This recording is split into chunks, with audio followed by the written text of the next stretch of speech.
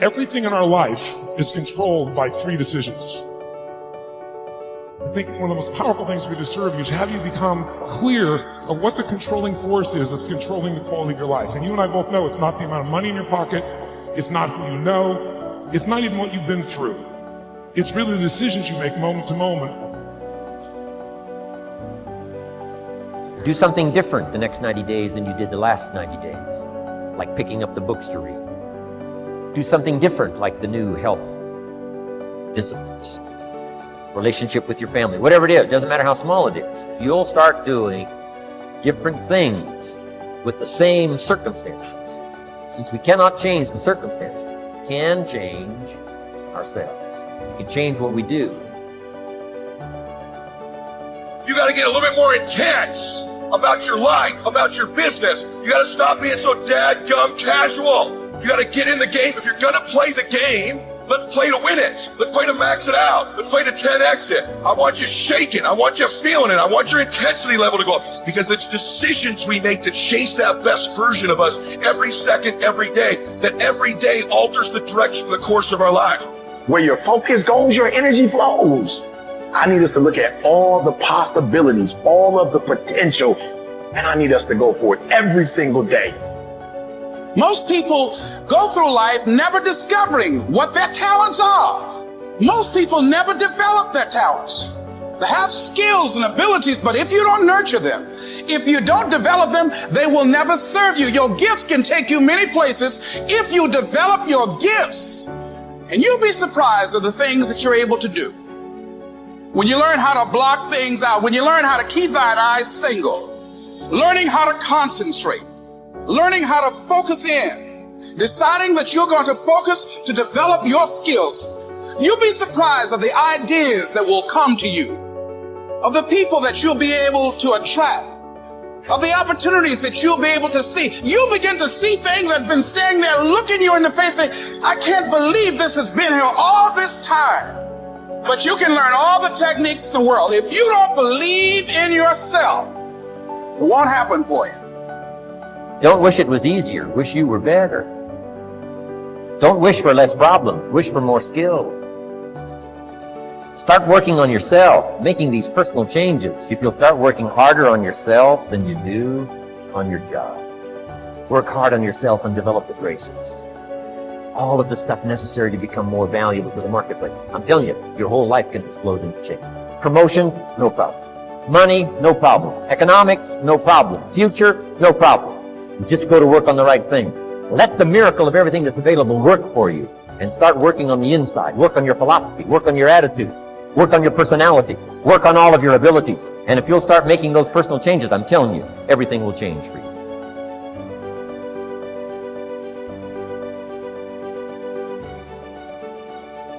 This is a turning point. And when you say I'm going to change, just think of this. The change can be huge. Absolutely huge. And the change is permanent.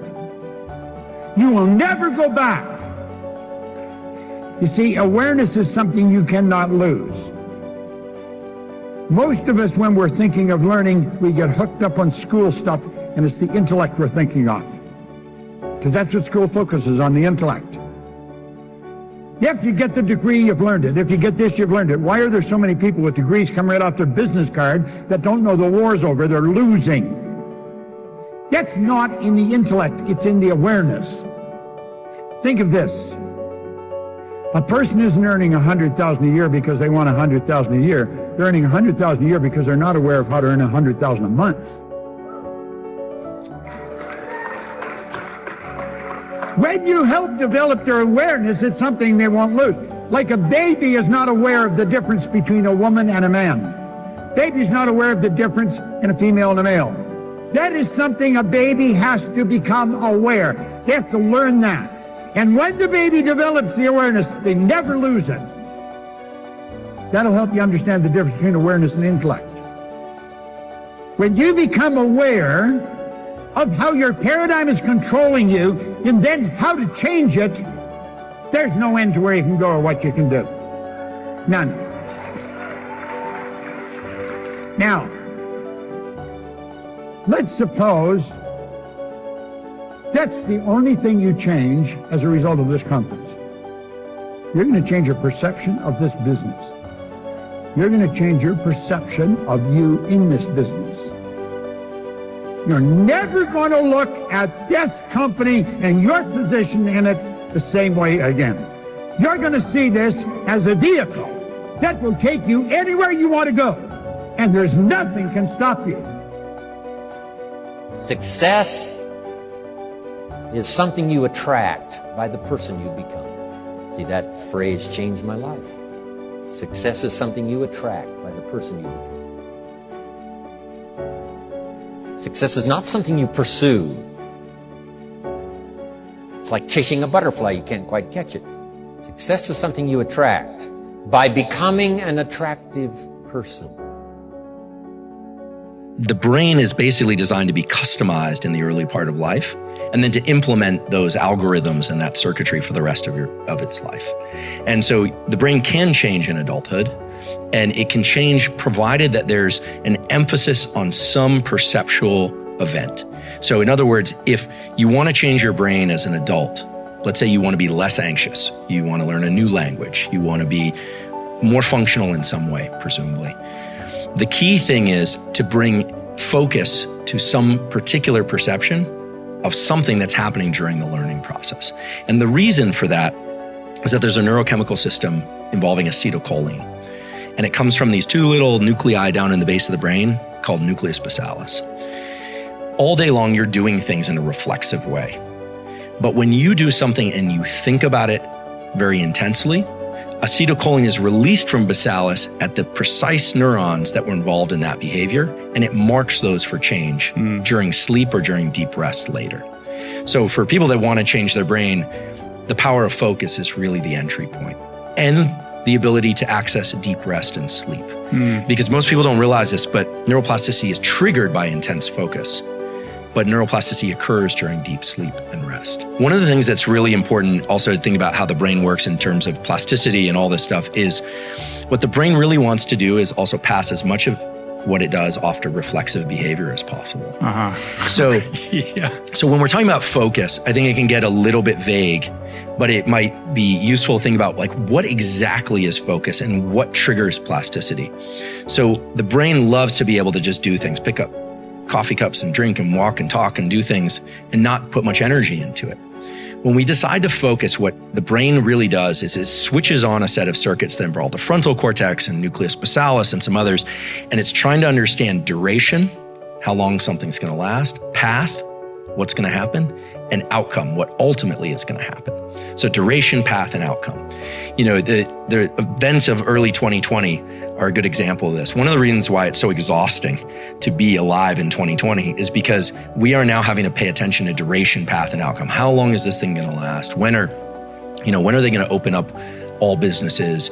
Did I touch that door handle? Does it matter? Right. Who are the experts? Are there any experts? There are a lot of questions, whereas normally we can just move through life without having to do all that analysis. So if it's a simple example, like trying to learn a new language or a new motor skill or a new way of conceptualizing something, maybe somebody's in a therapeutic process and they're trying to work through a trauma or something like that, duration, path, and outcome is built into the networks of the brain. We can do that very easily, but it takes work.